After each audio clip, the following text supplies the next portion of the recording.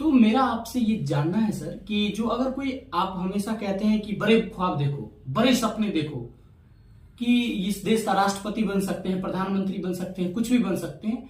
लेकिन सर जब जैसे कि आपने बताया कि अगर वो बड़ा बनना चाहता है तो अपनी जो आमद है उस पर भी ध्यान दे, शिक्षा पे ध्यान दे। तो मैं आपसे ये जानना चाहता हूं कि अगर कोई आम घर का लड़का है जिसकी आजीविका किसी भी तरह से चलती है, और अगर वो मतलब कि उसका ख्वाब है कि अगर हम इस धरती पे आए हैं तो इस धरती से जब हम जाए तो कुछ कोई जाने कि हम कोई मतलब कि कोई ये लड़का है जो कि था, बस उसका ये ख्वाब है कि अगर वो धरती पर आया है तो उसे पूरी दुनिया जाने कि कोई आया था, कोई था। दुर्योधन के 10 भाई का नाम बताओ। नहीं मतलब है ना? जी सर। वसुधा का नेता कौन हुआ?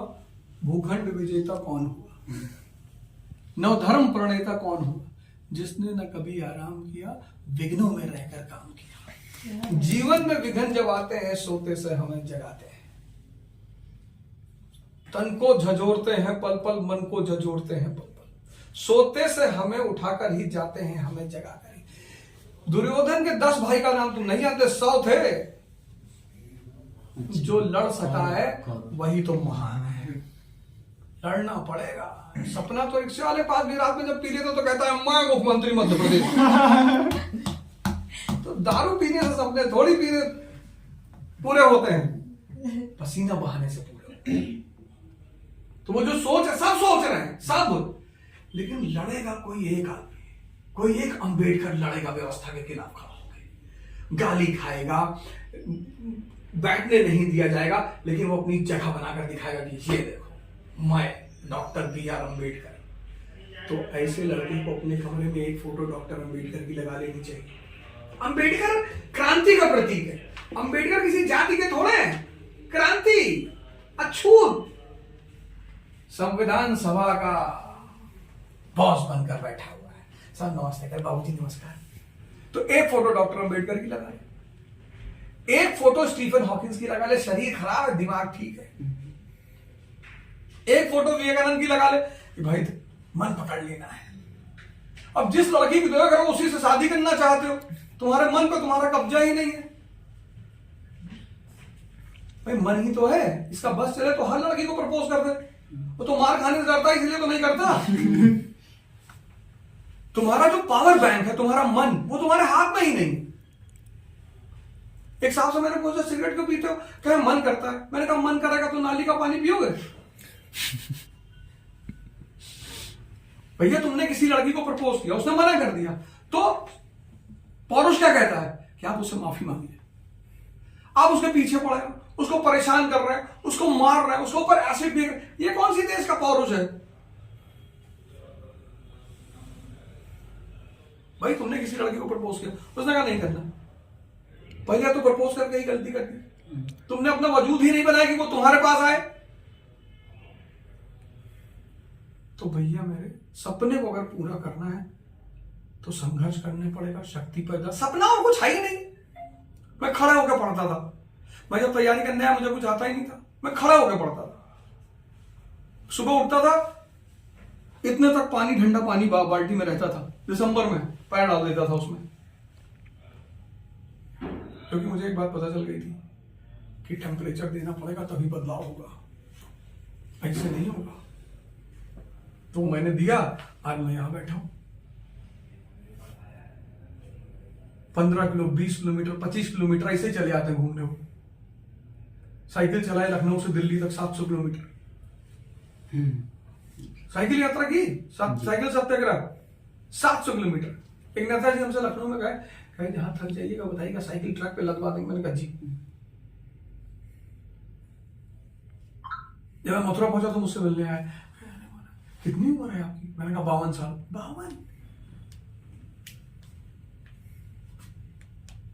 तो जो सूत्र मुझे पता चले हैं वही मैं तुमको दे रहा हूं। कोई रास्ता है नहीं, कोई शॉर्टकट है ही नहीं। संघर्ष तो करना पड़ेगा और मजा लेके राम की तरह, कृष्ण की तरह, रो के नहीं, दुर्योधन की तरह, ये समझ के कि ये संघर्ष मुझे बदल रहा है। रोना नहीं है। अरे यार, जब पहले दिन वॉक करने गए 2 किलोमीटर चले, पहले दिन ही थोड़े 20 किलोमीटर चल लिए, लेकिन 15 दिन बाद जब 7 किलोमीटर चले तो डेवलपमेंट चार्ट दिखाई पड़ा। तुम एक ही दिन चाहते हो कि पहले ही दिन में 20 किलोमीटर चल लूं, वो कैसे संभव है? कोई भी परिवर्तन स्लो होगा ना। अब पहले दिन अफीम खा के 50 किलोमीटर चले गए, फिर अफीमची हो गए, फिर पता अफीम पीने के लिए भी मांगने लगे। तो स्लो परिवर्तन करो ना, आराम से करो, टाइम एंड डिस्टेंस के फॉर्मूले को समझो, धीरे धीरे चलो। क्या जरूरत है भागने? तुम लोग की देखो, तुम्हारी 18 साल उम्र है, अभी 2 साल तुम अपने ऊपर मेहनत कर लो, देखो 2 साल में तुम एकदम नए इंसान बन जाओगे। किसी से बदतमीजी मत करो। शक्ति का मतलब मिसयूज नहीं है, शक्ति को दुरुपयोग कभी नहीं करना चाहिए। शक्ति दुरुपयोग होगी, न्यूक्लियर बॉम्ब बन जाएगी। सदुपयोग होगी, न्यूक्लियर रिएक्टर बन जाएगी, बिजली पैदा होगी, ऊर्जा पैदा होगी, फैक्ट्रियां चलेगी, है ना? तो सपना सबके पूरे होंगे, लेकिन मरना पड़ेगा। सर, आपकी ऊर्जा काफी हम युवाओं को भी प्रेरित करती है। कहाँ तक मंजिल का सोच रखा है आपने कि मंजिल कहाँ स्थगित करनी है अपनी? सर कि हम तो आपकी मंजिल पीएम देखते हैं। सही है। तो यार देखो, मैं आपको बताऊं, बहुत अच्छी बात कर रहा हूं, मुझे बड़ा अच्छा लगता है सुन के। पीएम तो हम तुम ही लोगों में से किसी को बनाएंगे, आपकी पार्टी के सदस्य भी बन जाएंगे सर। हम चाहे जहाँ रहेंगे। मैं ये चाहता हूँ, मैंने कई मंचों पे बात कही जी सर, कि आने वाले समय में हमारे जो पार्लियामेंट में लोग बैठे हैं, वो बहुत मतलब ऐसे लोग हो ना जिनको उनकी जनता कहे कि भैया हमारे सांसद जी, ये नहीं कि भैया हमारे सांसद हैं 25 गाड़ी से आए थे, नहीं। राम मनोहर लोहिया बर्लिन से मद्रास पहुंचे, उनकी जेब में पैसा नहीं था जी सर। हिंदू के ऑफिस में गए, द हिंदू न्यूज़पेपर, तो बोले यार ऐसा एक आर्टिकल लिख देता हूं तुम्हारे लिए, फर्स्ट वर्ल्ड वॉर चला तो उसने देखा, कहा तुम कौन हो? अरे वो यार आर्टिकल लिखा लो तो बताते। अच्छा लिख दो, एक पेज लिया, लिखे, उसने आर्टिकल देखा, उसने कहा सर आप कौन? पहले उसने कहा तुम कौन, अब उसने कहा सर आप कौन? बोले मैं doctor Ram Manohar Lohia, PhD from Berlin university. अरे बोले साहब, जिसने शिक्षा ले रखी है उसको पैसा मांगने की जरूरत थोड़ी है, उसको प्रतिभा दिखाने की जरूरत है। पढ़ा दो किसी को फिजिक्स, इतना बढ़िया पढ़ा दो कि लड़का भक्त हो जाए तुम्हारा। अभी लड़का आया था मेरे पास, मेरा स्टूडेंट है यहाँ किसी कॉलेज में पढ़ाता है, कहता सर किसी कॉलेज में क्लास में ज्यादा दिक्कत होती तो मुझे ही भेजते हैं।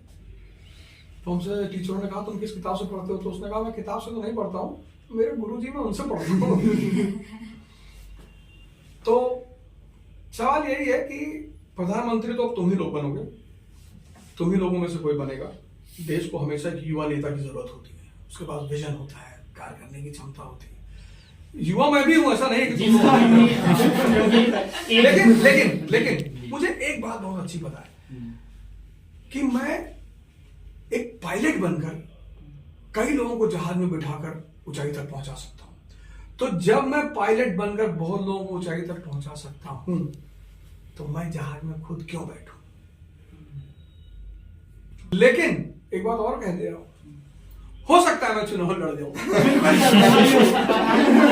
तो मैं उसकी वजह बता दूं क्यों। हमसे अभी रिसेंटली एक साहब ने कहा, 6-7 महीने पहले, आप कहे अच्छे लोगों को पॉलिटिक्स में जाना चाहिए, आप क्यों नहीं जाते? आप जाके दिखाइए एग्जाम्पल, आप जीत के दिखाइए। मैंने कहा ठीक है, जीत तो जाएंगे, हम जीते हारे कुछ भी हो वो तो मैटर ही नहीं करता, लेकिन सामने वालों को कम से कम 60 दिन सोने नहीं देंगे। हारे या जीते, कहते ना कि मैदान में हार जीत कुछ भी हो, लेकिन खेल इतना जबरदस्त होना चाहिए कि लोग याद रखें, हल्का मजा। अरे भैया हाँ खेल मजेदार। नहीं सर, आपका तो कदम रखते ही भूचाल आ जाएगा। सर ये ना रेडियो में ना इसके लिए एक पर्सनल बनने नहीं, अगर आप जाएंगे तो कौन सी पार्टी में? देखो यार, अभी क्या है ना कि अब दुर्योधन और अर्जुन में से सीधी सी बात है, मेरी कोई पार्टी की चॉइस नहीं है, मैं सबको अच्छा मानता हूँ। आप देश हित के लिए काम करें भाई। बीजेपी ने पिछले 9 साल में बहुत अच्छे काम किए, ऐसा नहीं है। और बीजेपी आज जो घटनाएं घट रही है उसके लिए बहुत हद तक जिम्मेदार नहीं है। 2008 में इकोनॉमिक डिप्रेशन हुआ था, मोदी जी ने थोड़ी परेशानी क्रिएट की है इस देश में। डिप्रेशन 2008 से है, तब तो मोदी जी की सरकार भी नहीं थी। बेरोजगारी की रिस्पॉन्सिबिलिटी मोदी जी, हाँ मोदी जी ने कहा भाई मैं नौकरी दूंगा, तो सभी नेता कहते हैं दूसरी बात यह है कि मोदी जी के कार्यकाल में एक बड़ी दुर्घटना घट गई, कोरोना आ गया। उसने उनको बहुत नुकसान पहुंचाया। वो जिस स्पीड से चले, उस स्पीड में जो स्पीड ब्रेकर का काम किया वो कोरोना ने कर दिया, और वो पूरी दुनिया में हुआ। उसमें हम ये तो कह नहीं सकते कि साहब हमारे लिए हुआ, तो उसमें वो बेचारे, जैसे होता ना डैमेज हो गया, अब उस डैमेज कंट्रोल में वो उनकी सरकार फंस गई।